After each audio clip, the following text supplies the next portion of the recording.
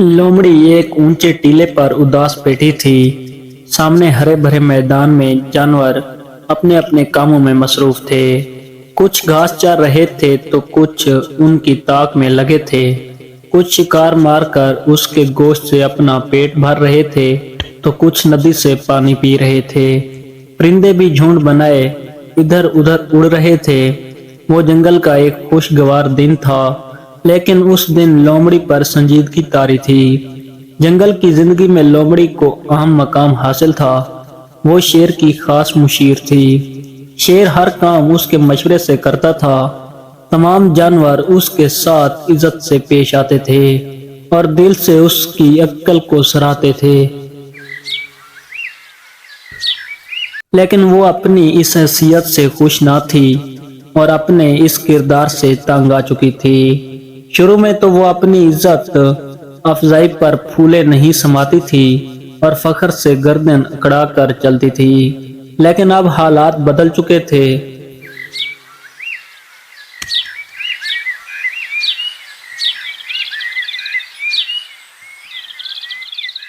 दरअसल जब वो दूसरे जानवरों को एक दूसरे से हंसी मजाक करते, बेवकूफाना बातों पर कहके लगाते, बेमकसद घास पर दौड़ते और लोटे लगाते देखती तो वह भर कर रह जाती। उसका भी दिल चाहता था कि लतीफों पर दिल खोलकर हंसे, घास पर लोटे लगाए, रीछ के लंबे लंबे बाल नोच कर भाग जाए।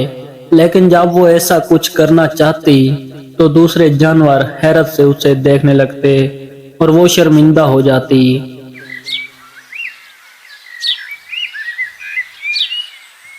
कुछ वाकयात ने इसको जानवरों की नजरों में ऐसा बना दिया था कि वो इससे ऐसी छोटी बातों की तवक्को नहीं करते थे। हालांकि वो खुद को दूसरे जानवरों की तरह ही समझती थी, यहाँ तक कि अपनी अक्ल और चालाकी को भी अहमियत ना देती थी, जो जंगल के साथ साथ इंसानी आबादियों में भी इतनी मशहूर हो चुकी थी कि होशियार आदमी को लोमड़ी की तरह चालाक का खिताब दिया जाने लगा था। जब वो इन वाकयात पर नजर दौड़ाती जिनकी वजह से उससे ये मकाम हासिल हुआ था तो सर पीट कर रह जाती। उससे इनमें अक्ल का अमल दखल कम, मौका से बर वक्त फायदा उठाना और दूसरों का अहमकाना रवैया ज्यादा नजर आता था। मसलन वो वाकया जिसमें उसने शेर और भेड़िए के साथ मिलकर 3 शिकार किए और जब शेर ने पूछा कि तकसीम किस तरह की जाए और भेड़िए ने पहले जवाब देकर अपनी जान गंवा दी थी, तो लोमड़ी ने फौरन सबक सीखा और तीनों शिकार शेर के हैं कहकर अक्लमंदी की सनद हासिल की। हालांकि अगर ये सवाल शेर पहले इससे पूछ लेता तो वो भी भेड़िए वाला जवाब देती। इसी तरह जब एक दिन उसने एक कौवे को पनीर का टुकड़ा मुंह में दबाए देखा तो उसका जी ललचाया। यहाँ उसने महज कौवे की खुशामद ही की थी, अब वो कौवा ही इतना बेवकूफ था कि जरा सी तारीफ पर फूले नहीं समाया और पनीर का टुकड़ा लोमड़ी ने मजे ले लेकर खाया। चंद वाकयात ऐसे भी थे जिनमें उसने मुंह की खाई, लेकिन वहां किसी जानवर के मौजूद ना होने की वजह से उसकी इज्जत बनी रही। जब वो एक दिन अंगूर के बाग में गई और पके हुए अंगूरों को देखकर उसके मुंह में पानी भर आया तो उसने बहुत कोशिश की कि किसी तरह अंगूर हासिल कर सके, लेकिन नाकाम रही। बिल आखिर अपनी छेप मिटाने के लिए ये कहते हुए रुखसत हो गई कि अंगूर खट्टे हैं। हालांकि वो अंगूर जरा भी खट्टे ना थे, बल्कि खूब पके हुए थे और मीठे भी थे।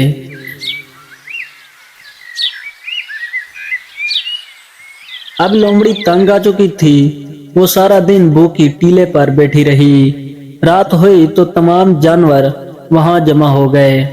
एक तरफ शेर भी बैठा था, सब खुश गपियां कर रहे थे।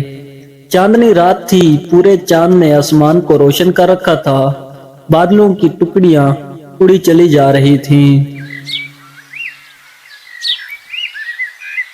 भेड़िए कुछ बेचैन थे। वो बार बार गर्दन ऊपर करके भयानक आवाजें निकालते। शेर नाराज होकर उन्हें घूरता, लेकिन उसका पेट भरा हुआ था, लिहाजा नजरअंदाज कर देता। बातों के दरमियान जानवरों में बहस छिड़ गई कि चांद हरकत कर रहा है या बादल। सब आसमान की तरफ नजर उठाए अंदाजा लगाने की कोशिश कर रहे थे। कुछ का ख्याल था कि चांद हरकत कर रहा है, जबकि कुछ जानवर बादल के हक में थे। उनकी बहस बढ़ते बढ़ते झगड़े में तब्दील होने लगी तो शेर को गुस्सा आ गया। वो जोर से दहाड़ा, सबको सांप सूंघ गया। तुम लोग कौन होते हो फैसला देने वाले? ये तो दना का काम है। सबकी नजरें लोमड़ी की तरफ घूम गईं। एक बार फिर गेंद लोमड़ी के कोर्ट में आ गिरी। उसका गुस्से से बुरा हाल था। उसे बिल्कुल पता ना था कि क्या चीज हरकत कर रही है।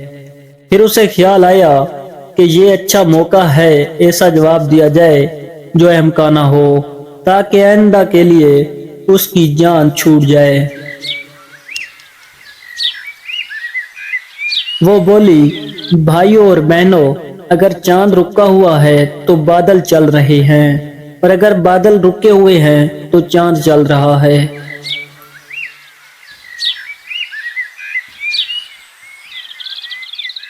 किसी की भी समझ में उसका बेतुका जवाब ना आया, लेकिन ये अल्फाज एक ऐसे जानवर के मुंह से निकले थे जिससे वो अहमकाना जवाब की तवक्को नहीं रखते थे।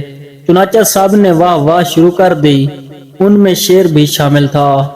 लोमड़ी खामोशी से उठी और नामालूम मकाम की तरफ रवाना हो गई। नाजरीन, अगर स्टोरी अच्छी लगी हो तो प्लीज हमें सपोर्ट करें और हमारे चैनल को जरूर सब्सक्राइब करें।